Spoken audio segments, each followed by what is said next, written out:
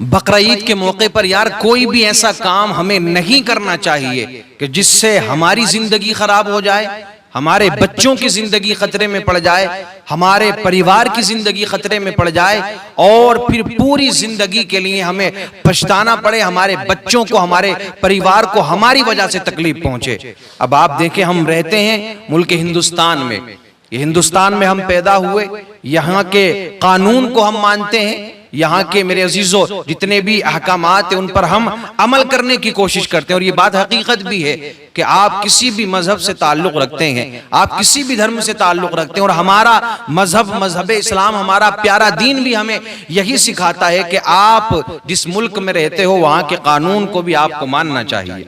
वहां के कानून पर भी आपको अमल करना चाहिए। शरीयत ने मेरे अजीजों जो अहकामात हम पर नाफिज किए हैं ना, उन पर भी हमें अमल करना है, लेकिन अंदाज और तरीका हमारा ये होना चाहिए कि कहीं ऐसा ना हो कि उन पर अमल करने के चक्कर में हम अपनी जिंदगी बर्बाद कर बैठे, इस तरीके से अमल ना किया जाए। अब आप देखें, सारे आप समझदार लोग हैं, कुर्बानी ऐसा नहीं है कि इस साल 2025 में पहली मर्तबा आ रही है, कुर्बानी न जाने कब से चली आ रही है। या अल्लाह का हुक्म है फसल्लि लिरब्बिका वनहर, के नमाज पढ़ो और अल्लाह की राह में जानवर कुर्बान करो, अल्लाह के नाम से जानवर को ज़िबा करो। ठीक है ना मेरे अजीजों, सबसे ज्यादा अमल रब्बे करीम को अगर कोई पसंद है तो यही अमल पसंद है कुर्बानी के दिनों में कि खून बहाना। अब मैं आपको जो बताना चाहता हूं, जो असल बात है वो ये है कि किन किन जानवरों की कुर्बानी हो जाएगी, नाम लेना जरूरी नहीं, सब आप जानते हैं, लेकिन याद रखना हम हिंदुस्तान में रहते हैं और यहां जिन जानवरों पर पाबंदियां हैं,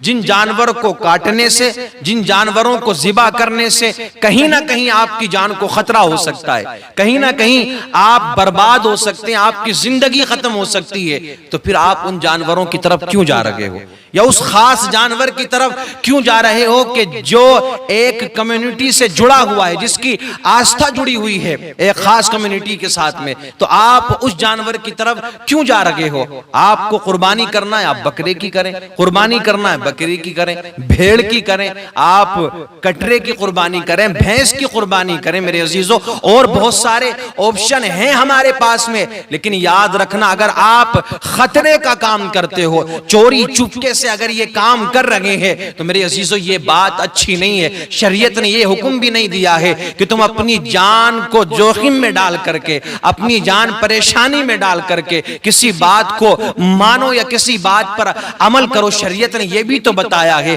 कि तुम्हारी जान भी तुम्हारे लिए जरूरी है, तुम्हारी जिंदगी भी तुम्हारे लिए जरूरी है, तुम्हारे बच्चों के लिए तुम भी जरूरी हो। तो याद रखना, आपकी एक खता, आपकी एक गलती, आपकी एक कोताही मेरे अजीजों पूरी जिंदगी बर्बाद करने के लिए काफी हो सकती है। तो इन बातों पर हमें तवज्जो देने की जरूरत है, इन बातों पर गौर और फिक्र करने की जरूरत है। और बहुत सारे ऑप्शंस मौजूद हैं, किसी ऐसे जानवर की कुर्बानी ना करें, किसी ऐसे जानवर की तरफ आप ना जाए, शरीयत ने हुक्म दिया है। लेकिन मेरे अजीजों, हम रहते हैं हिंदुस्तान के अंदर, ठीक है ना, तो यहाँ रहते हैं जो प्रतिबंधित जानवर हैं कि जिन पर मेरे अजीजों प्रतिबंध लगाया गया है और सजा बाकायदा है उसके ज़िबा करने पर या उसके काटने पर। आप देख रहे हैं माहौल क्या है, माहौल तो मेरे अजीजों यह हो चुका है कि अगर आप भैंस का गोश्त लेकर भी जा रहे हैं और कुछ ऐसे संगठन जगह जगह पर घूम रहे हैं कि जो नफरती संगठन है, आपके पास में सारे कागजात हैं,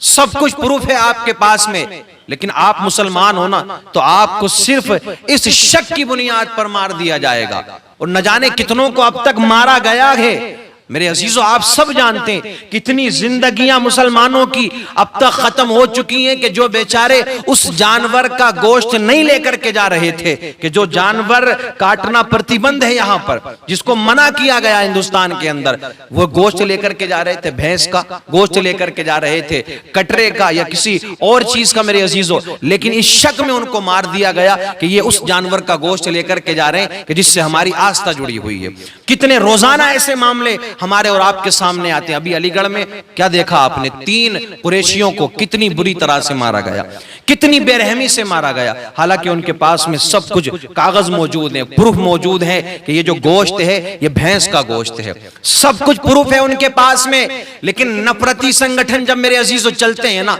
जब ये आगे बढ़ते हैं तो ये कुछ नहीं देखते हैं, बस इन्हें मारना है, मारना है। और मेरे अजीजों, जब तक सफाई देने का नंबर आएगा, जब तक तो आपकी जान चली जाएगी, जब तक तो आपका पूरी जिंदगी का मामला खत्म हो जाएगा, आपकी जिंदगी खत्म हो जाएगी। उन 3 लोगों को कितनी बेरहमी के साथ में मारा गया है कि अब तक वो बेड पर पड़े हुए हैं और सख्त मेरे अजीजों चोटें उनके जिस्म पर लगी हुई हैं कि अब तक वो ठीक नहीं हो रहे हैं। हालांकि साबित हो गया कि ये गोश्त भैंस का गोश्त है। तो मेरे अजीजों, इस बात को बताने का मकसद सिर्फ मेरा यही है कि कुर्बानी का मौका करीब है, कुर्बानी के अय्याम करीब में। बाद में बहुत सारी खबरें आती हैं कि वहां पर पकड़े गए, वहां पर पकड़े गए, 4 लोग उस जंगल में पकड़े गए, 5 लोग वहां पर चोरी से ये काम कर रहे थे, उस जानवर को काट रहे थे कि जिस जानवर पर पाबंदी है तो पकड़े गए, अब इनको इतने साल की सजा हो गई। ये काम करने से पहले ना, बस आखिरी बात सुने आप, ये काम करने से पहले एक बार अपने बच्चों के बारे में सोचना। अगर दूसरा ऑप्शन नहीं होता तो फिर कहीं सोचा जाता, यार आपके पास में दूसरे बहुत सारे ऑप्शंस मौजूद हैं। ये काम करने से पहले, उस जानवर को काटने से पहले, उस जानवर की तरफ जाने से पहले एक बार अपनी फैमिली के बारे में सोचना, एक बार अपने बच्चों के बारे में सोचना, एक बार ना अपने परिवार के बारे में सोचना। जिंदगी अल्लाह ने दी है, ये और काम में आप गुजारें जो अच्छे अमल है। क्यों आप खतरे के कामों की तरफ जा रहे हैं? आप चले जाएंगे सलाखों के पीछे, लेकिन यहाँ बच्चे मेरे अजीजों तड़प तड़प कर फिर मरते हैं। यहाँ आपकी जो बीवी है ना, वो तड़प के मरती है, आपके माँ बाप फिर पूरी जिंदगी इसी तरह से तड़प करके काटते हैं। याद रखना, आपकी एक गलती सब कुछ खत्म कर सकती है। तो ये काम करने से पहले एक बार अपनी फैमिलीज के बारे में सोच लेना। और मेरे अजीजों, जब ऑप्शन मौजूद है तो आप उन जानवरों को ज़िबा करें और खुलूस दिल के साथ में आप उन जानवरों को ज़िबा करें और यही दुआ करें, ए अल्लाह, हम ये कुर्बानी पेश कर रहे हैं, हम ये तेरे नाम पर जानवर को ज़िबा कर रहे हैं, सुन्नत इब्राहिमी को अदा कर रहे हैं, ए अल्लाह इसको तो अपनी बारगाह में कबूल फरमा।